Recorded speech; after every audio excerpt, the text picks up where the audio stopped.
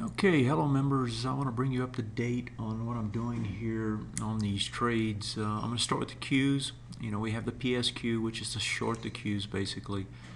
Now, we did get over this high today. This is not a good sign. You can see there's absolutely no volume today. We've already had a good run up. If you take everything and put it together, right? Yeah, you've got the break. In other words, you've got the ABCD structure potentially here now. And let me get my pin correctly to the upside. So in other words, you have this move up now, and now potentially this breakout sort of situation going on. But the tough spot about that is you've already had a compressed move, and even though you got a little bit of a rest here, it's still fairly compressed, and you're coming into the swing point high area. Now, at the same time, that if you look at this over on the S&P 500, and I'll use the SPY for that, right? The SPY is coming into the top of this bar, right, and over the swing point highs bar. So the SPY is essentially trying to break out as well. It's the stronger of the indexes right now, and again, ABCD structure to the upside, fairly stretched already. Can it make it up here to the swing point low on this particular leg up? It's possible, but it's going to be hard. It's going to be hard to just keep going. I mean, it's very possible, but it's going to be very hard. So my point is that if I come back to the Qs, I want to give this as much opportunity as I can to fail, but I can't sit forever. And so PSQ intraday, and I can pull up, let's pull up this one and just change it to PSQ so we can actually see it. In just a second, and I'll center it for you. Okay, here we go. So now this is what it looks like intraday. So it keeps making lower lows, right? But it hasn't been able to really just kind of blow out and go, and that's because of what we were just looking at on the Qs. I don't want to see this go any lower. I mean, it's an hour and a half, hour and 45 minutes to go in the day. You've already made these lows. You got a lot of volume down there on this contract, but I don't pay as much attention to volume here as I do on the Qs and on the NQs themselves. But it does look to me like we're probably going to get a reversal, and we're probably going to get higher prices. So I'm just going to sit with this thing as I have been doing and give it a little bit more of a chance. I'm not concerned about 10 or 15 cents as much as 50 or 100 points. And so I want to give it every chance possible to come back, spring back, let me out either at even or let me out at some smaller loss versus the full loss. And so I'm going to give it more time. The low today here on PSQ is, let me get the number, 55.89. So if I'm looking at this, if it starts taking off again today and it breaks down even more, I just have to take at least half of it off at around 55, probably about 55.82 at this point. So I'm not going to give it much more room. And if it keeps going after that into the close, let's say it gets down to 55.70 or something, I just probably have to pull the rest of it. So that's just the way that one's set up now.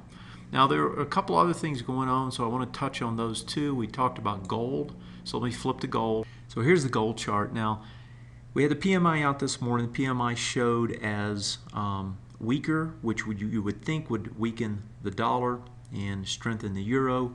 Didn't get much movement at all in that direction on those two contracts.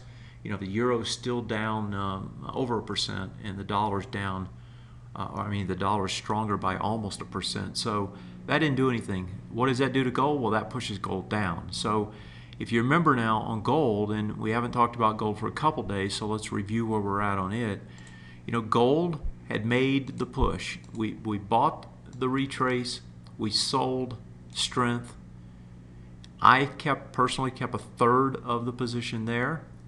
I'm at a point where I could probably just sell it and try to get lower, but we're so low now I don't really want to sell it. I'm just going to hold it because this thing could just tomorrow we could get a totally different situation. This thing just springs back up.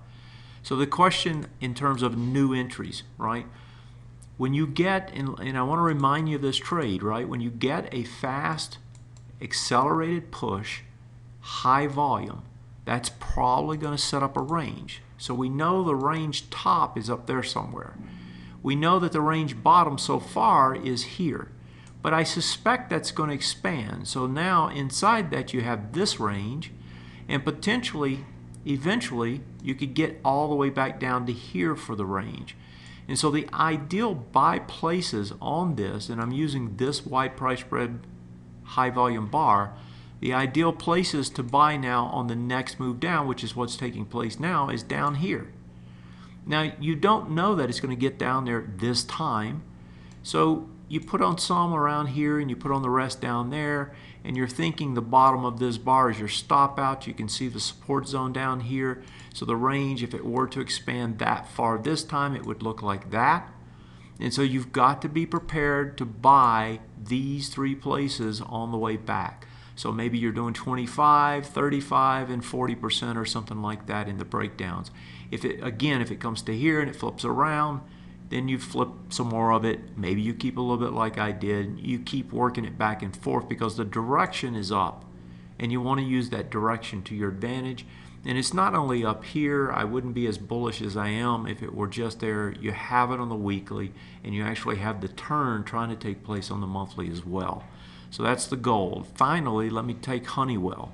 Now Honeywell is kind of an interesting story because you had a big move, breakouts, multiple time frames, right? Here's the weekly. You can see the breakout over 4 swing point highs. Then what does it do? It does a complete reversal today on news that there's a buyout, potentially merger taking place where Honeywell's the suitor. And that, of course, could be negative near term to Honeywell's earnings. And you have volume expansion again here today. So this probably just put in a short-term top. So that's the first thing. So then the question becomes, okay, what are you going to do with this in terms of an entry now? Now, I've already bought, and I'll show you here on the charts in a minute what I bought, but I've already bought, flipped some, and still have some left. The retest regen zone on the daily is back here. Let's get the price points. You got 105.72 down to 104.24.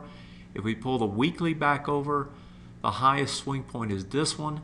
So the low on that one is 103.63. So this could come back to 103.63. So that's the first thing you have to recognize. You could get a pushback that far. So if we do get a pushback that far, you have to be able to prepare, you have to be prepared to buy those areas. And so you got to be prepared to buy again here on this pullback if it comes that deep. So you've got to think in terms of strategy. That's how you're going to do it. So that's the first thing. Now let's go back to the daily chart. On the daily chart, that price point again was 105, and the bottom is about 104, and over there on the weekly we saw it at about 103.63, I think it was. So you've got a kind of three areas here that you can buy. You can start nibbling. You could start nibbling up here, but given the candle today, if you haven't bought already, I'd probably just wait, and I'd look to see if it can come back closer to this swing point high and try to get it there. As I said, I've already bought. I'm going to bring the Honeywell chart up here so you can see it. And the reason I bought was not because I thought it was a great buying spot. It was because I already had an order sitting in there, and I was looking at this area right here as a place to buy. And so my order got triggered. We got up about $1 and I flipped half of it. And now I'm stuck in the rest of it as this thing trails down. So now the question is, like, what do I do with this? Oh, well, I'm kind of stuck unless I want to take a loss on all of it, as a whole. Not ideal, but again, if we go back and we look at the retest regens where they're coming to, we're almost to it right here, 105.86 now. And so we're coming back into an area where buyers are probably going to show up. So this is not where I want to sell. I'm just going to hold it. Why am I holding it? Well, because I'm looking at the bigger picture, right? I'm looking at this larger picture and saying, oh, okay, as this comes back into this area, that's probably going to be a buy. And I want to average in on that. Made some, now I'm in the hole on the rest, and I'll average in at lower prices. That's that setup. The DD, the DOW trades, as those retrace, those are going to be buys as well. Okay, so that's it for today. That's an update. Let me see what we have going on here before I sign off. Really not that much, right? Qs are coming back in. Now, when I'm telling you, just as a side note here, when I'm telling you these ABCD structures, these retest regen areas and all that, they apply on all time frames. I happen to have a 5-minute up. I mean, this is a retest regen here. What did it do? It got up underneath it, if I could draw it a little bit more clearly, it's a little bit farther down. It's about right there. It got up underneath it and closed under it. So what does that tell you? Well, on this time frame, right, the move was up. Now it's kind of sideways, given this getting underneath it. And so now the ideal is, okay, can you come and test a swing point low? We haven't broken a swing point low in a while. That would be the test. And again, that's on a very short-term time frame. So these principles I'm showing, they apply everywhere. They're just different time frames when you look at them. And of course, you want to look at 3, not just 1, when you're trying to make trading decisions. Another big day up. Market pretty stretched. Probably going to pull back.